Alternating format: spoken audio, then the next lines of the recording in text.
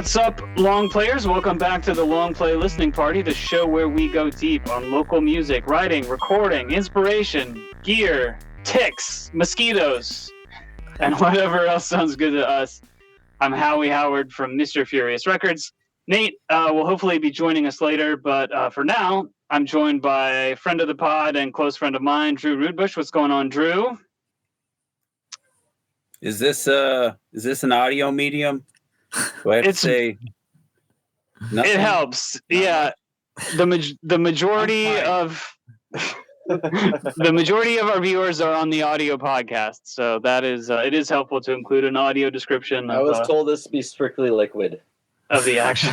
Yeah, there's a liquid element as well. Okay. Hey, Drew, do you want to introduce Tim? I mean, we could do a little round. We could do a little round robin here. Oh, that's a good idea. Yeah. Okay. I'll host your podcast. Yeah. So, join. What's up, long players? We're gonna go deep. Oh man. This is. I'm joined today by a friend of mine named Tim Scholl. Skull. Yep, Scale. Yep, all of those. That's. I'm sure. I'm sure you've gotten them all. I thought it was Satchel. Is that Satchel? We found him at the Conestoga Mall in Grand Island, Nebraska one day. He's just kind of. We put him in the van, and he's been with us ever since. That's how legends are born. And Tim, do you want to introduce Travis? Absolutely. This is my friend and confidant, Travis Ferguson. Yeah, he's the man. I'm not gonna, Yeah. I can't follow Drew's. I can't follow Drew's. It's too good. Do not blame me for being the man. I am not the man. I promise you. Get your foot off my neck, Travis. The last thing I will do is take my foot off your neck, Tim. Yeah. My pronoun. We all know the safe words. We all know the safe words. All right. So tonight we're going to be listening to Tim and Travis's new music with their project Veradas. I got some extra fruit snacks if you guys want some. Yeah, we can hear them. They're real loud. Would you hand one to me, please? Hand it to your right. You didn't set the gate for this threshold. I don't know what it is about your right, please. Snacks, but they're louder than your voice. Do I need to put a low pass filter on this? Oh god. Oh man, off Glad the rails. I got that out of the way. Minutes in. Yeah, we knew it was going to be like this coming in. Okay. But yeah, Veradas. So Tim and Travis are in a band called Veradas. We're going to listen to the songs from Veradas' new 7-inch record. It doesn't exist yet, just so you know. Okay. When will it be? Yeah. Okay, I can hear myself, so. There's no monitoring on this platform, which does suck. Perfect. I just wanted to know, like, I feel like I may be shouting. I have no idea. If I'm shouting, tell me. You're doing great. So when will the record exist?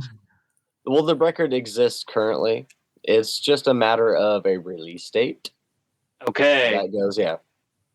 We got to pick the right show, right venue, all that kind of stuff. You know how it goes. Promoting it, letting it go out so that people will actually be like, oh, hey, there's a thing that's happening. Yeah, that's all. That's where we're at right now. We just wanted to be safe and sound. A lot of people will set a release date and they don't have a product. So we wanted to have it at our disposal before we did anything about it. Yeah. Smart, yeah, with all the vinyl like delays and backups at the plants and different things. So people will be hearing this as early as July 19th. And we will link.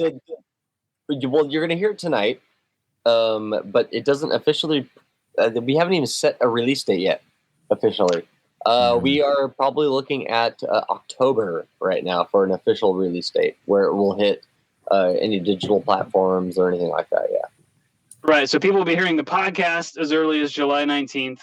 And then we will link to all of the Veradas social media sites and things where you can follow to get the official word when the physical release date and show is all set up, and yes, you can get all connected with that. But let's rewind all the way back, Tim, and I want you to do some cool sound effects and you and I, we've never had a chance to talk about this. So like, what's your start?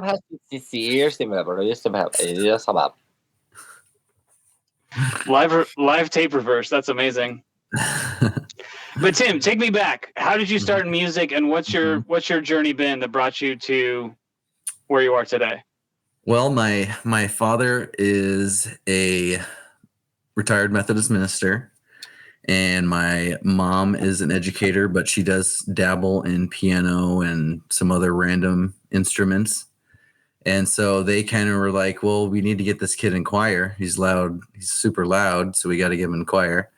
And I went in choir, and I think I was in second grade or maybe younger. And they went around the room and introduced each other. And they said, okay, who are you? And I'm like, I'm Tim. And my parents said I don't have to be here if I don't want to. And I've never left music since. I've been there, been hanging out ever since. So, and since then, played some trombone in high school, picked up guitar lessons from Jerry Vanderheiden in Aurora, Nebraska. It's a name drop. Yeah, Jerry Vanderheiden, that guy, he's fantastic. Yeah, super epic dude. And then met Drew in Aurora, Nebraska. We started a band called The Family, I think was the name, right? Not Ape Drape. It was You guys Family, right? Were you the first band to be called The Family? I imagine not. Okay. I think there was a cult in the 1970s or 80s. It's always a cult. Always a cult. I think it was the Charles Manson cult, right? No, anyway. Los Familia. It was also the name of the TV. Right. It was also the name of the TV. No, that was the Manson family. There's also the name of the TV in. I haven't read it, but I think Drew read it because he was in the advanced classes. 1984, right? Wasn't it the name of the TV? The Family. It was a reference to a sci-fi book. Okay. I don't remember. I don't know if it was. I don't think it was 1984. Anyway, I think it was something more obscure. I digress. You showed me the 1985. That's a I did. weird Oh number. shit. Yeah, Anyway. Oh, or maybe it was. Anyway, who knows what it was? It was not Ape Drape. We considered Ape Drape. But you guys started playing together in high school. Yep. With our friend Matt Moore was the drummer. He played. Shout out to Matt. I hope he listens to this. He loved his fills. He's played a lot of fills. And then we went to Lincoln, Nebraska for college. Drew went to UNL, and I went to Nebraska Wesleyan.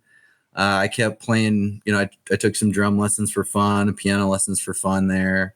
And of course, my mom had records and musical instruments laying around, so I always took piano lessons and dabbled with her instruments laying around. And then, of course, she had the Easy Rider soundtrack. And I remember sitting on the floor looking through her records and pulling out Easy Rider. And I was like, what's this? Jimi Hendrix, If a Six Was Nine. I put it on and was like, what is this? Holy crap. That's amazing. And so I think that's probably the getting away from my parents. My dad really likes, throwback Irish music and things like that. So I'd never really connected there. But then when I heard Jimi Hendrix, I was like, there's something here for me. And then, of course, Drew introducing me to all sorts of crazy stuff. Fugazi, Talking Heads. I think you helped me dive into Zeppelin more. And then we found a lot of bands together, like Murder City Devils and Botch, which I get to see in October. A long time. Minus the Bear. All those bands. Oh, and then of course with our buddy Kevin, we'd listen to a podcast before it was a podcast, really. Buddyhead was the name of the group. They had some streaming radio station, and we would get Buddyhead Radio. Buddyhead Radio. We'd get together in my basement, and then they would introduce us to Ink and Dagger and just all this awesome stuff and make fun of Fred Durst in all of our favorite ways. And then, in We college. stole his hat. That's right. They stole his hat. That's right. And then in college, I did Glee Club for fun. I kept the music thing going. Oh, and I was in musicals. I was Professor Harold Hill my senior year, which was a terrible performance by all, including the band there. But and then Rent Money Big was an amazing, was 7 to 9 years, right, Drew? And toured the country, saw both oceans. Yeah, it wasn't that long. A lot happened, but it was in a short time. And made just I think we ton of started in friends. 2002 and we hung it up in 2007. So 5 years, and then we did a couple reunion things here and there. Yeah. So that's that launched a whole bunch of musical things for me that really helped a lot. Because then the shirt that Drew's wearing right now is Irkutsk. I was sort of the band dad of Irkutsk and set up a tour with them, and that was pretty fun because I got to hand everybody $5 at the end of tour. Where Rent Money Big tours. Whoops, that's my dog saying hi. Rent Money Big tours never ended that way. We always ended in debt and knowing our parents a lot of money. So it was pretty cool to hand everybody in Irkutsk $5. And that tour was only successful because of all the Irkutsk. Yeah. Oh. If you've ever paid, I thought you said "and our cooks." our cooks that's on why- tour. Yeah, That's why we always ran out of money. You didn't We had have to private travel with chef our tour? staff. You had a private chef, exactly. Yeah. And Yeah, we had to travel with our staff. That's why we never turned a Of profit. course, gosh, you don't not travel with your staff. No, Irkutsk is the name of the band. If you've ever played Risk, it's a country. yes, I've heard of that, but It's a did not city hear in what you Russia. said. City in Russia. Yeah. Well, no, it's not in Russia. It's its own province. It's its own state. I thought it was a city in Russia. No, I don't think it's in Russia. I think it's its Russia own doesn't exist. country. You're not kidding. Anyway, we digress again. We're going to do that a lot. But I always played music, and then City in Russia. It is in Russia. Yeah, city in I Russia. thought it was a country. That was its own. If you watch Borat, No, it's its own country. I thought It's the largest city and administrative center of Irkutsk Oblast, Russia. There you go. Well, it's part of Oblast was Russia. in the which is, band. well, and I you didn't know, that. an annex. This is bad. I did not. Might know we? that. Okay, let's keep My going. son, Tim, I I'm feel sorry. my personally son attacked shares right a now. birthday. My son shares a birthday with Vladimir Putin. Oh, that's fantastic. So he's the next Putin in training. I mean, 1 in 365 people does. Yeah, Does what? Okay. Yes, that's true. that's true. So, Check Tim, that does that bring us to the present roughly? I mean, I know you've done projects Yeah, well, since Irkutsk and to tie it all up and edit this. Oh, you're not editing this, but so then we moved to Southern Oregon. Took a break from music a little bit, recorded just from my iPad for about 9 years. I got up here to Portland and felt the itch and twisted my wife's arm just enough to let her convince me to find a couple knuckleheads on Craigslist that I really loved. A couple songs that they were playing. I tried out thinking I would not get in because I've played bass for 10 minutes for 9 years, maybe once 10 minutes a week for 9 years, but not thinking I'd ever play again. And then met Travis and Shane, and I can't believe I get to play again and play shows again. It's pretty cool. Feel pretty lucky. it is about cool. it. And I didn't know. So you're playing bass. I'm playing bass and backup vocals. Just joined in October, so it'll Okay. be a year coming this October. Sweet. After a 9-year break. So It's our first perfect segue of the night. Travis, same question to you. Do you want to kind of step us Yes. through your life in music? It's an interesting one. I have always it's a weird thing. One of my earliest memories is setting up a plywood stage in the backyard to play for the girl who lived next door with my best friend. We were like 5 or 6 years old. I had a plastic guitar and I told him just to like bang on things, so he did. My parents always kind of knew I was going to be a musician. My grandfather was a musician. He actually played clarinet with Benny Goodman in the Benny Goodman band on tour. It's a whole thing. I relish that. My father was lucky enough to play drums in a band that got to open for people like Jan and Dean, the Beach Boys, Herman's Hermits, um, Paul Revere and the Raiders, things like that, back in the 60s. And then Vietnam happened and stopped playing music. But I was lucky enough to have a very musical family that was just extremely supportive. And so my dad was one of those people who's like, as long as you actually get a real job and make money, I don't care what you do. So he was, as far as I was studying and getting good grades, he was completely supportive of everything. So was my family. My first band, I think I was probably 15 years old when we really started playing out and doing shows, all that kind of thing. That led into opening up for bands like Everclear, the Dandy Warhols. We opened up for wait, what was it? Something 20. I can't remember what the name of the band was, but 20 was in their name. They were really popular. Matchbox 20. Yes, we opened for Matchbox 20 back in the day. A lot of weird shit.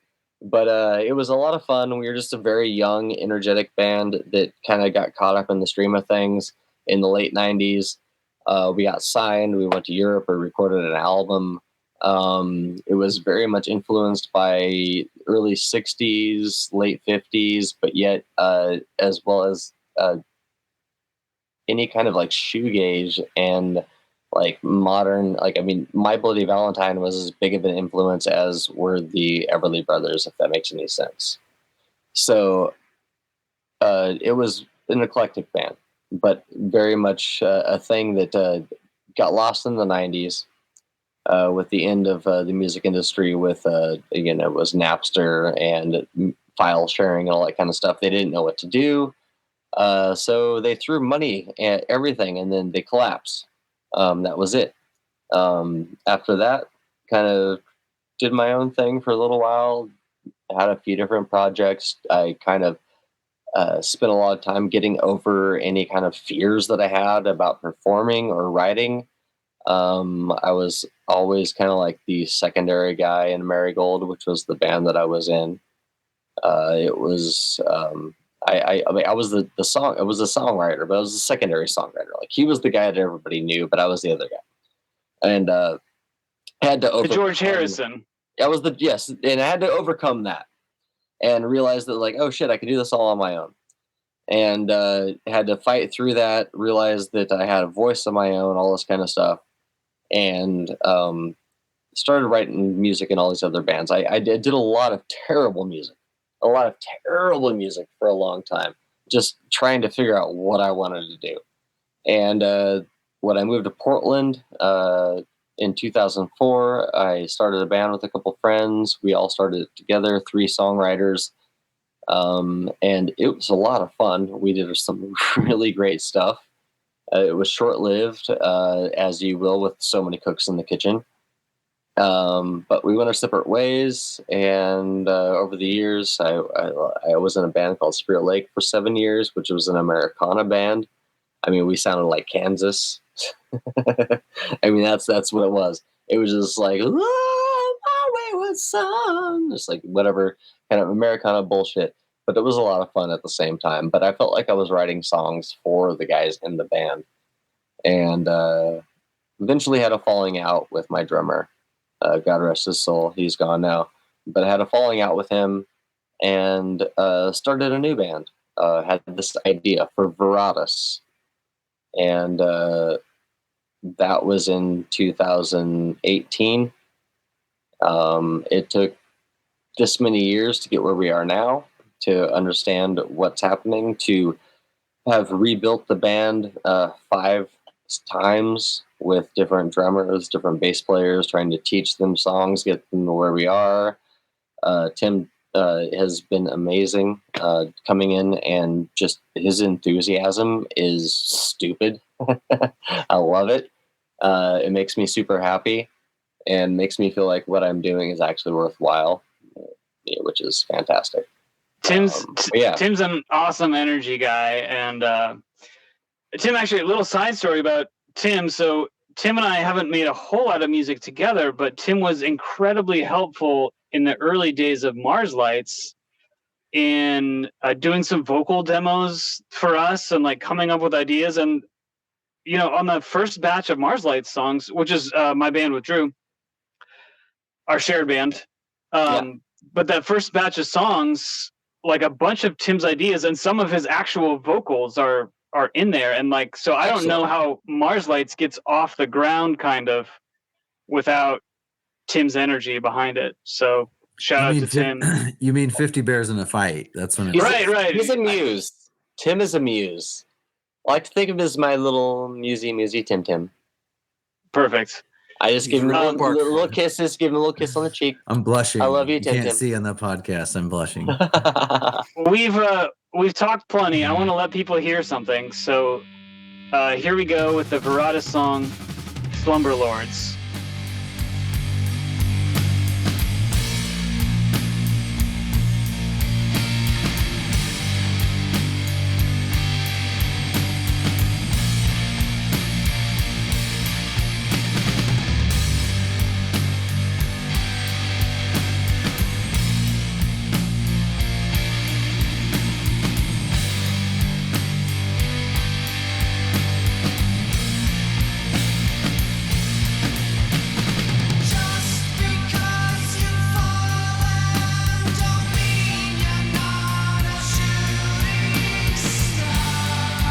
What was the recording process like?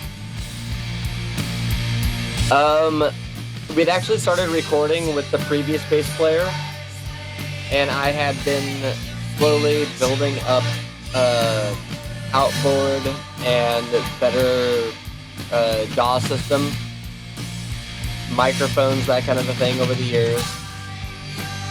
So we recorded all here in the basement. Yeah. I set all the mics up, I engineered everything, did all the editing. So I've done all of the engineering work on it and recording work on it, as far as, outside of the actual playing of the music. And then we handed over to Adam Pike for mixing and mastering. He is he's the guy behind, I won't say behind, but he does all of the recording and engineering and mastering for Red Fang. He's also starting to work with Help at this point. They've been having him do his stuff now. And Help I fucking need it, right? It's their whole band name. Yeah, for sure. But the kids, they can't have that out there. Help I fucking need it. I almost want to, Tim, there's part of me that almost, if we don't have a concept album called Son of Cobra, we need to at least change the band name to Son of Cobra. I don't know. Because Son of Cobra is something that they've been kicking around for a while, but recently a friend of mine brought it up. He was like, dude, because he's an old drummer friend of mine. He's like, we gotta do Son of Cobra, and it was all about like 80s metal dumbness. And I'm like, Son of Cobra is actually a name that would that actually would make sense right now. People are like, oh yeah, Son of Cobra, they're awesome. We're changing our name on this podcast. This is breaking news. Well, I think you're putting down stakes, so here's as long as you use it in a reasonable time frame. I think that Son of Cobra, we'll keep it out there. And I think Son of Cobra as a concept album. Yeah, absolutely. A lot of interweaving themes. One thing I'll say about this song real quick, this is one of my favorite songs to play. And I think the recording does capture the build really well.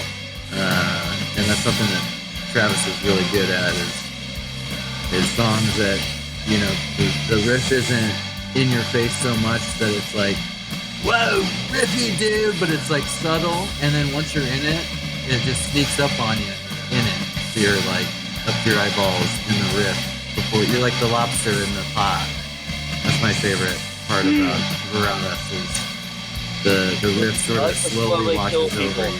Yeah, there it is. Just Slowly. Yeah, Just exactly. little carbon, little carbon monoxide in the window while you're sleeping. It's a very Son of Cobra type move. Well, we've all seen Ricky Tikki Tavi, right? So Yes, good. we have.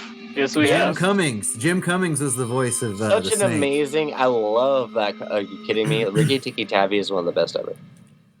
There's a video going around on Instagram with Jim Cummings, and that's one of the voices they clipped. It's like, I don't think I you can love say it. that word. It's after the song, and that would be Cancel. something you'd have to, Oh boy. I don't know. Well, is there anything else specific we should say about Slumber Lords, or should we just barrel on through to Wolf Creek? Do you want to talk about the lyrics quick? Yeah. Slumber Lords, it's really just about how your real mind catches up with you while you're sleeping. What your dreams are so much about your reality that you cannot hide yourself from yourself. And when, I have extremely vivid dreams.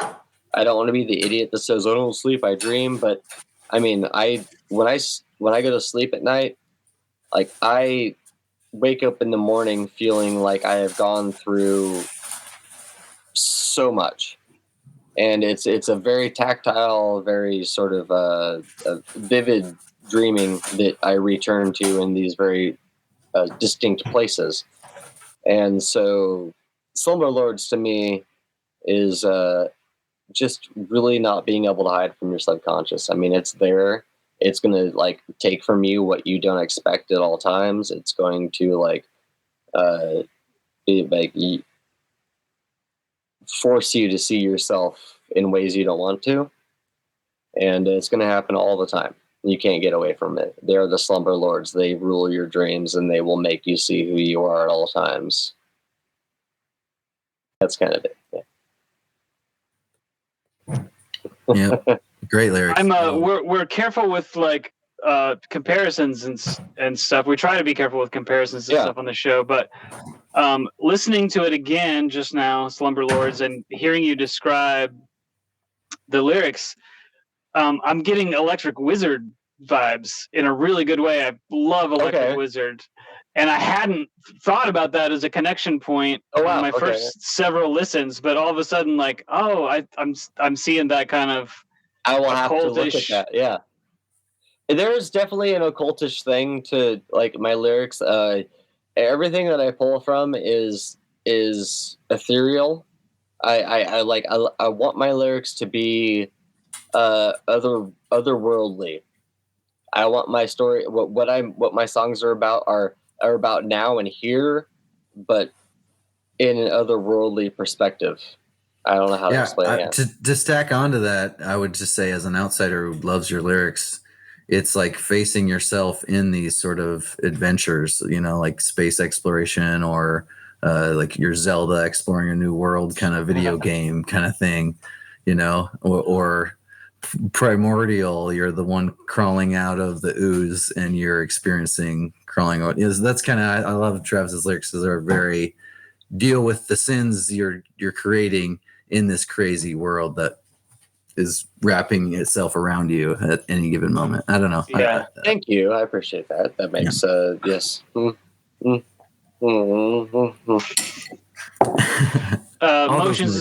Motions of gratitude and appreciation are being made for the audio podcast listeners. Drew, any thoughts on what we just heard there? It's good.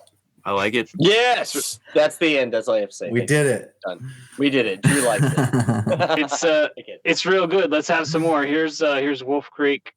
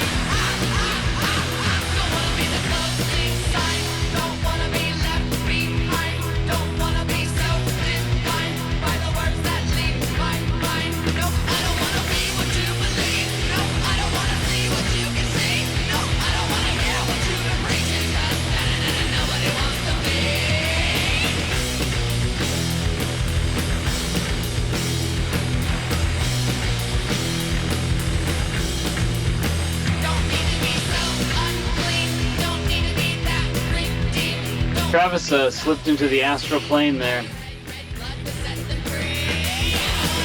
He does that from time to time.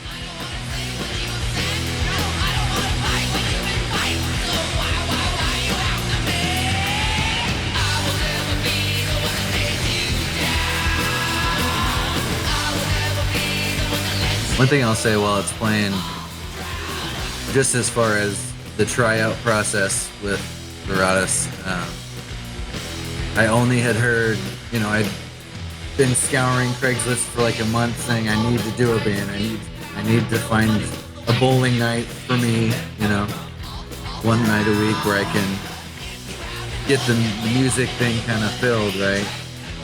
And I heard this song and Kill a Kong, and I was like, whoa, that's like, if I could be in a band like this, that's not even possible, And so, kind of answering the after this is probably my 7th or 8th Craigslist back and forth, going like, hey, I'm not very good at bass, but I want to try out. Is that alright? Probably won't make it, but just like not confident at all. And then this song was definitely the one thing I was like, oh, I can do this. I can find my niche in this groove. So yeah, this track has great Tim energy. Yeah. And I can tell. I mean, I've only met Travis here on the call, but like, I can already tell, like, you two guys, you have some similarities, you have some real differences as humans, but complement each other in a really good way. And Tim, knowing you a little better, I can see how this is a great musical relationship.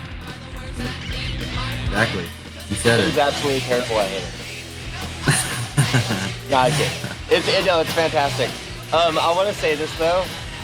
I love the fact that when he showed up for the first practice, he had probably the worst bass I've ever seen, and the tiniest little bass amp. I mean, it was just like, literally like something you would have for like an apartment if you didn't want to like annoy your neighbors. Practice, right? Yeah. Yes. And he shows up and he's like, I'm ready for practice. And I'm like, just put that back in your car. I got my TJ. I got my TJ. Don't worry about it. Room. I was like, don't worry about it. Everything else is downstairs for you. Just put it back in the car. And it's like, what? Anyway, yeah, so it's kind of funny. I was like, Tim, no. That's funny. It was right here. Wait, you didn't record with that amp? We did, actually. I recorded all the guitars. You could do the Josh Homme trick, probably. Wait, what's the Josh Homme trick? Oh, there was the whole thing with him and lots of money. The PV decade trick. This is the new that crate or whatever that is going to be the new PV decade. It's going to be the new what was that pedal that everybody loved all of a sudden for no reason? The Bad Monkey. The Bad Monkey, yeah. It's going to be the new Bad Monkey. There you go. Lovable pedal prices. The prices were not lovable by any means, but that's some real gear insider baseball. Let's kind of look forward now with Veradas, and so we know you guys are planning a release show and a release, obviously, of the 7-inch, make it available to people October-ish. What happens? 30-35, I believe. Yes. Okay. What happens after that? Look a little farther ahead. What's coming in the next, the next century, 6 months or a year for Veradas? Writing, playing. I feel like the most important thing we can do is write songs and record them. There's nothing else to do. I mean, if you're a band, that's what you do. You do that and you go and perform it, because if you don't perform it, it's like, I don't know. The like song needs show legs. Yeah. It's for me, I don't know. I've had so many problems explaining this to people over my life that do not, or have not played or do not play music, which is, well, what do you do? It's like, well, I'm in a band. It's like, oh yeah, it's a fun hobby. It's like, no, it's not a hobby. Well, yeah, I mean, do you make any money at it? No, I spend tons of money doing it. I spend a lot of money doing it. Well, that's a hobby. No, it's not a hobby. It is a way of living. It's a way of being. It's a way of waking up in the morning and thinking about like, oh, I got this idea for this beat, or I got this idea for this rhythm. It's just being an artist. And I feel like with music, it's such a weird thing that people see it as a hobby so often, because the like 0.5% that actually become like famous and get out there and are on like billboards and all this kind of stuff, because of promotion or whatever else, they just think that you can't make music and be a successful person. But I feel with every song that we write, every recording that we do, every time we move forward, every album that I put out, that's a new success for me. That's another thing that I've done. That's another, to those who climb mountains, that's another mountain that I've climbed. That's another car that I've built for those who build cars or race cars. That's another novel that I've written for writers. That's another program that I've created for those who need a new way of communicating. It is what it is. Yeah, I don't make any goddamn money at it, but you know what? Fart that. Doesn't matter, because I'm going to do it for the rest of my life, and nobody can stop me. I'll sneak into a room and still do it if you're not looking. Yeah, I could not have said it better. And I think a friend of mine, Marty, once said, like, you have a spoon that's full every day, and you give a little bit of that spoon to work, to the employee that's annoying at work, to the person you like at work. You still have to turn it on, and then at the end of the day, you have an empty spoon. And the music for me, and writing that perfect song, or at least perfect enough song, fills that spoon up. And I think meeting both of these amazing nerd gearheads. By the way, Shane, let's talk about Shane for a second. Let's talk about Shane. Shane is amazing. I love this man. He is drummer for Veradas. Yeah. Veradas, yes. I've known Shane since 1995. I met him way back when we were all just like young, just terrible, just horrible people who love to drink a lot and do really dumb things constantly. We were wonderful. I to us. But yeah, I met Shane. He was always like the nicest guy. I've never seen Shane not be the guy that you want to hang out with. And in the bands that he was in, I always loved the guy. And then boom, I moved to, or he moved out of Eugene whenever he did. And I didn't see him for years. And out of nowhere, one day on Facebook, he posted something saying, "Hey, I've got a bunch of drum kits and I've got a little bit of recording stuff. And if you need any drum tracks, let me know. I can do some recording for you." So I said, "Hey, Shane, let's just be in a band." And he said, yes. And he has said yes every single day since then. I mean, in a positive, 3 exclamations, yes.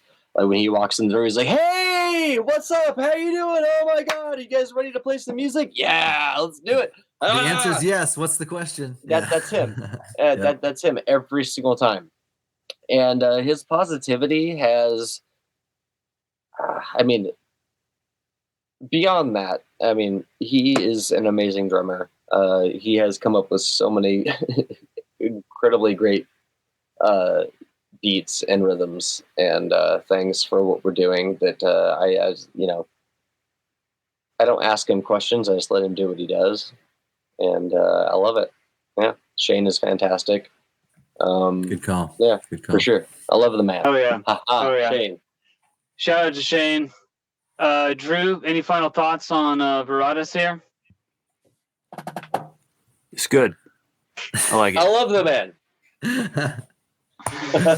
Beautiful. Well, listeners, we're going to let you go for this week. connect with Veradas on social media. All the links in the description, and look for that announcement in October about the availability of the 7-inch. We're going to keep hanging out, record another little episode for you that you will hear next week. But until then, it's been the Long Play Listening Party. Later, everybody. There it is. It's There it is. Breaking news. Good job, guys. at Veradas PDX on Insta.